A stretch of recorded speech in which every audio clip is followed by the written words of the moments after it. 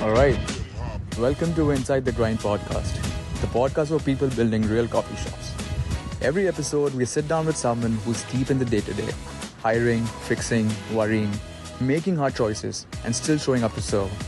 These are honest stories from founders in the thick of it. No fluff, no ego, just the real grind and what's getting them through. If you're building something on your blog, this one's for you.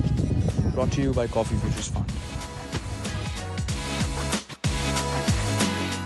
Jeremy Lyman in the house. Welcome, Jeremy. It's good to see you. It's good to be here.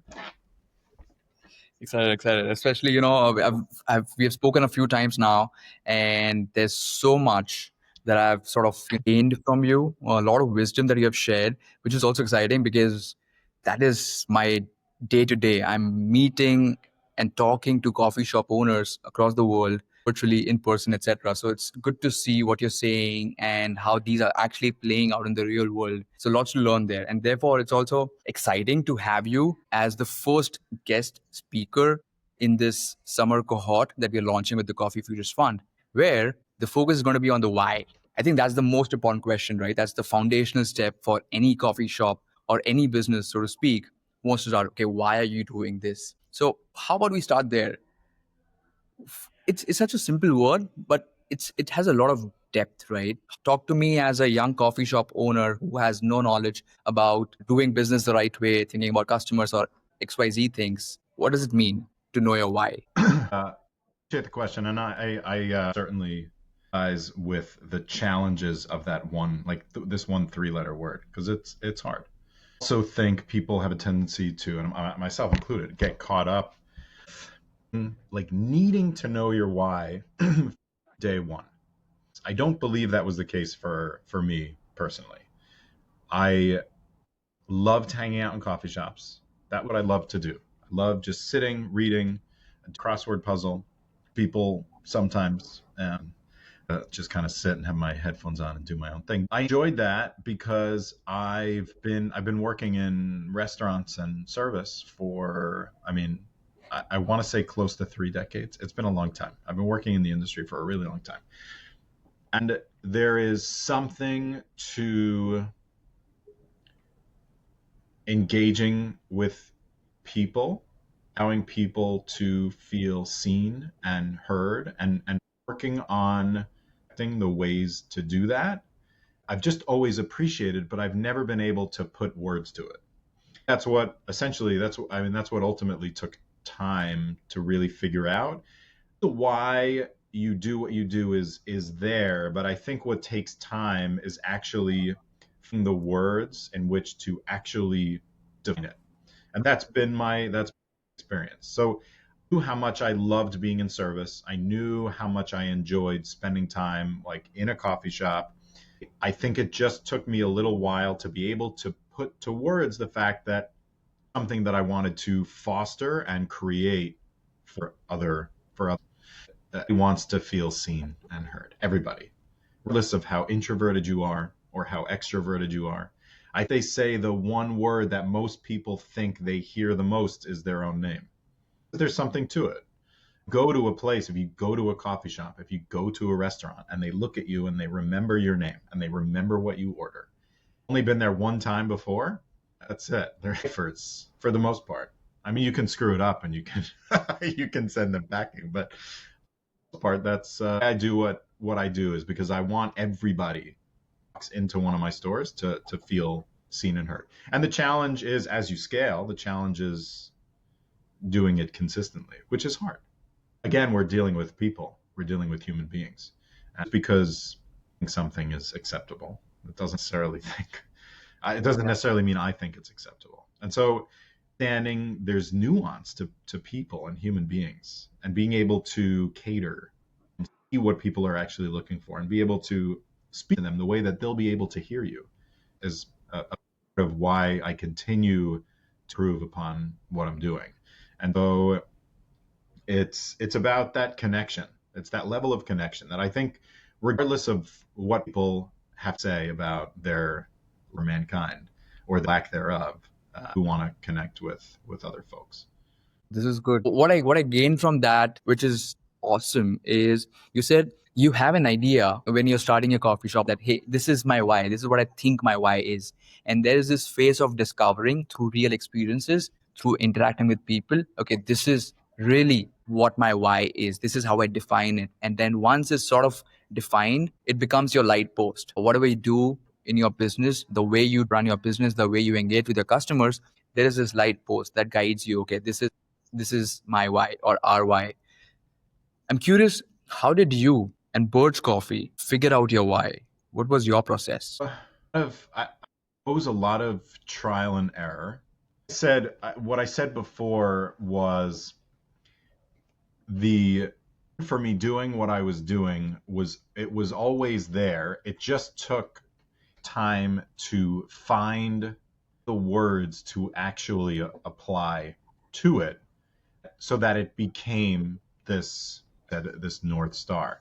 I don't know if I had ever had this aha moment. I think it was just a gradual evolution, able to learn, continually make people's experiences in a 5 to 8 minute period of time.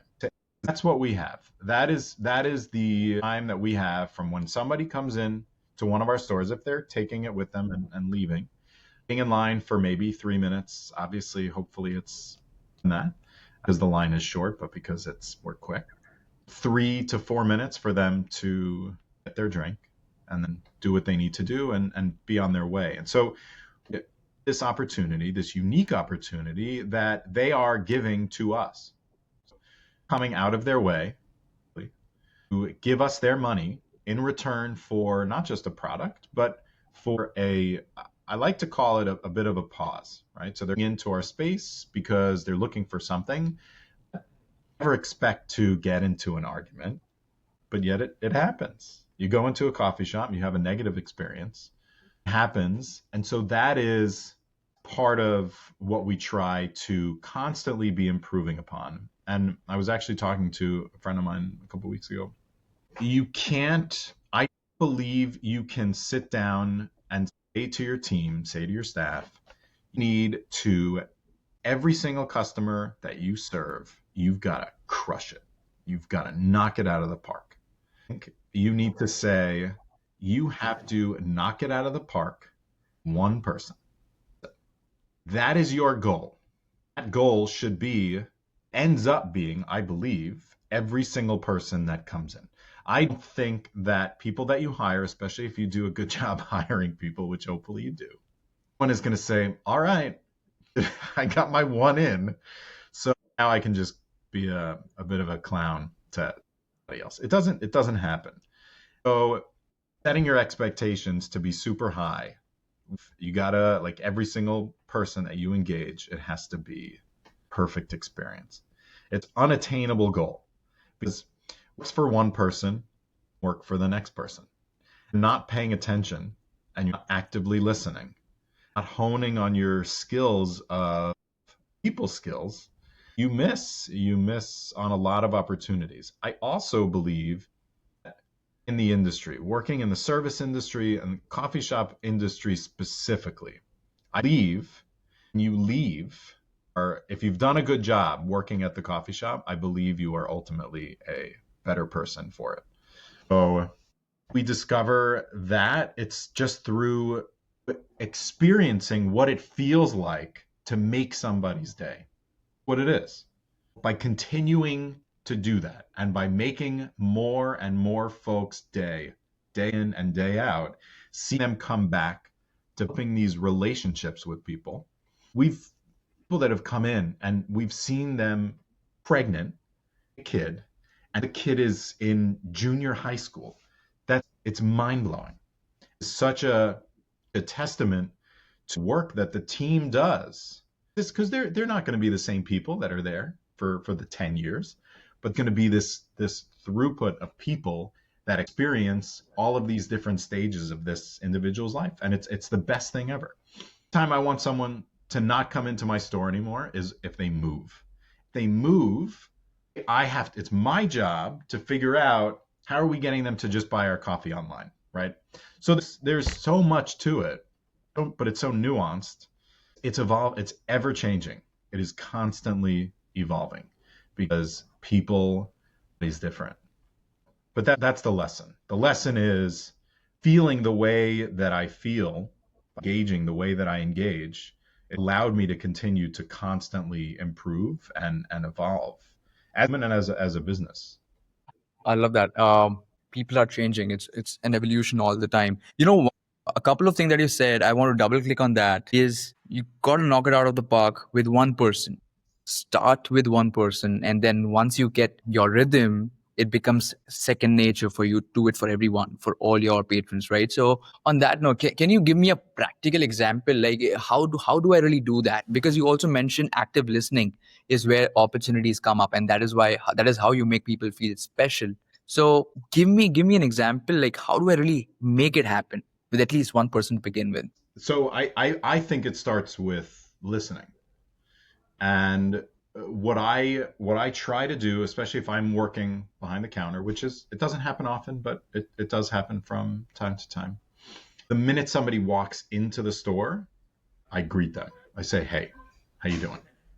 This gives them the opportunity to feel as though, oh, someone's actually paying attention. Also note the chances that they leave if there's a long line to go somewhere else, they've been greeted, increases substantially. They feel guilty. They've been seen, and you see them, and now they're like, because they know that if they come back the next day, they're probably going to have some explaining to do. Even they don't, because nobody cares and nobody is going to say anything.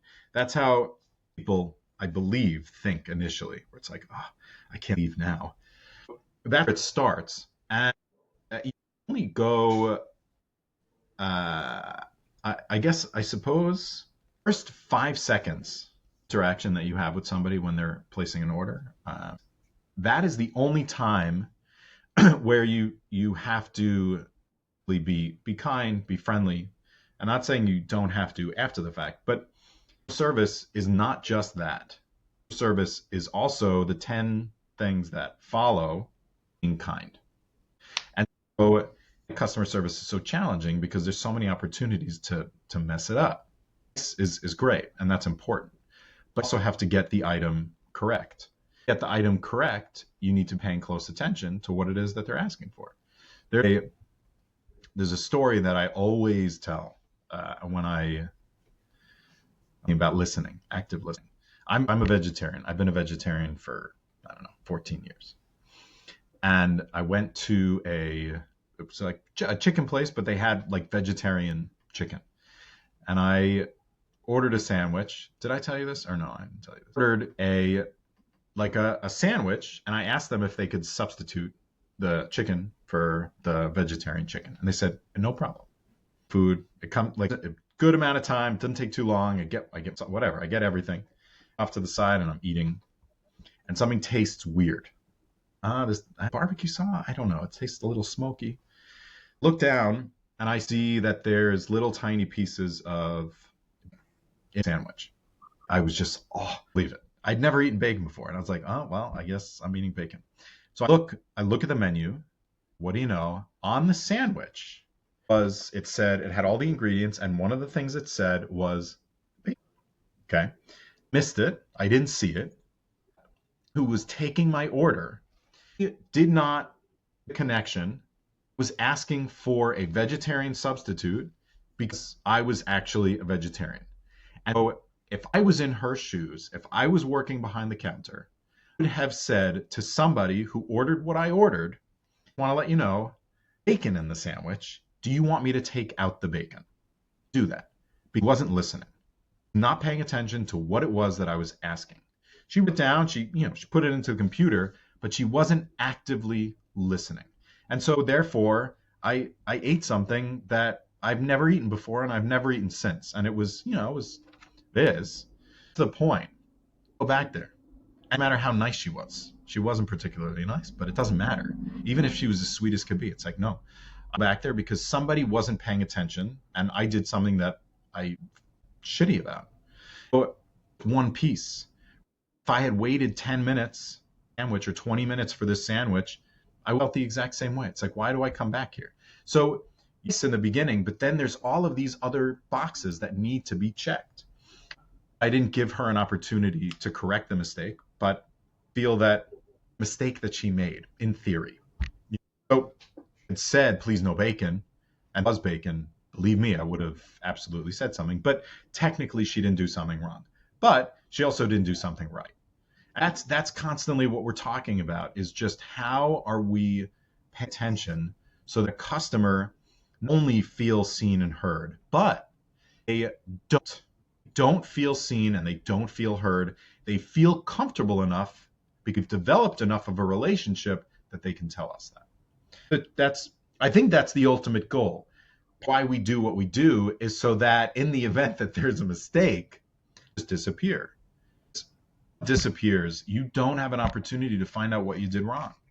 I want to know what I did wrong. It's like, do I love getting negative reviews? No. Appreciate them, and can I learn from them? Yeah. So, whole other topic, which I'm not going to talk about, because we could spend hours about people who give negative reviews. And that is why we have you as the guest speaker in our first session. We want to hear all about it. But last question here before we wrap up. I love the example of active listening that you gave. That really paints a picture in my head. I can visualize it. Now, my next question is, how do you train your employees to actually also do the same thing, right? It's one thing as an owner to really digest this idea of active listening and then communicate that with your customers. But how do you pass it on to your team? I mean, I wish that there was an answer I could give you that was completely foolproof. It isn't. It's not possible. It's not possible for every single person that comes through, that cycles through, that works at one of our stores, that they'll behave exactly the way that and engage with customers the way that I would and that I would like them to. Not possible. I think that needs to be the starting point. You need to understand there is simply no chance that's going to happen. Now, based on your hiring practices, do your best, try to find the right people think have the highest chances of doing that, or at least coming close to it. Expectation is going to be that everybody is going to act, then be disappointed. What we do is our training process is even go to a store, go through it's a series of exercises at our office. They are learning how to engage with other human beings, see how much eye contact they make. We want to see if they are listening to what other people are saying in their group of new hires. People to be human beings, but I also want them to be able to go setting in place, because what we've set in place, for the most part, as far as I'm concerned, is well. Doing it for a while. There's a lot of trial and error. We've done a lot of things incorrectly. We learn from those mistakes and we continue to improve upon those mistakes. The reality is there's always going to be a better way to do something. Always open to learning what those specific ways are. However, they start working for us, and within a week, they start telling us how they used to do it at their old job, and their old job was better. They're not going to be a good fit. And I know that right away, because, okay, well, you're not there anymore. Here, we do things a little bit differently here. Happy to listen to what you have to say, but you need to learn how we do it in order for you to even make that determination. Mm-hmm. We train we try to be as consistent as possible. That's why we train everybody at our office first. Everyone has a consistent way of doing things. The only things that should really be different within the store are more or less where things are located. The store is laid out fairly differently, and so that should be the main difference. We abbreviate. We have an abbreviation for every single drink. If they don't do it correctly, they handed the cup back, and they need to correct it. So it's repetition. It's doing these things over and over and over again, so that they really understand it, and not saying the reason whatever that protocol is because we said so. That will never come out of our mouths, because that is an unacceptable answer as far as I'm concerned. needs to be a tried and true reason why it is do the things do. The way that we brew coffee, a specific way. We found it to be the most efficient and to give us the best quality product, right? The way that we hi to somebody as opposed to calling them ma'am or sir, it different. It's a different experience when you are by your name as opposed to my man or dude, boss. One employee, I walked in and this person was new and he didn't know who it was. I walked in and he said, "Get for you, boss." He didn't know that I actually am his boss's boss's boss. He didn't know that. That's what he said to me, and it is something that we through in such depth in training, and we talk about why it's so important to not use words like that because it's off-putting. And so I didn't like it, and I brought it up, not to him, but to his, to his I was boss. there. I was there. Oh, When were you you brought it there? up. I was talking about it. There you go. I remember. Yeah. Appreciate that. This is stuff that happens. It happens on a regular basis. It's also you have to be paying close attention to the people that are working for you, because at the end of the day, the owner is responsible. Owner of the shop of the business is 100% responsible for everything that comes out of every single employee's mouth. Period. Ready for it. If you're not up for it, wrong business. Because it's challenging. Starts and stops. Love that. It always starts and stops with you. And this is great. Jeremy, I wish we had more time. But, for the folks listening, I should definitely say, and I cannot recommend this enough. I've loved your book, Love Thy Customer, Oh, and where you spell out not just the practical wisdom, but also actionable tips. Exactly what you shared right now. You break it down in detail. So I love that book for that purpose. And so for anyone listening, I think you should definitely buy that book. Always a pleasure, Jeremy. Thanks again for being on the podcast. That's it for this episode of Inside the Grind. If something here helped, make sure to subscribe and pass it to another coffee shop or a friend. We all need each other more than we admit. To learn more or join the community, head to coffeefutures.fun. This movement is just getting started. Until next time, keep growing. Your shop matters more than you know.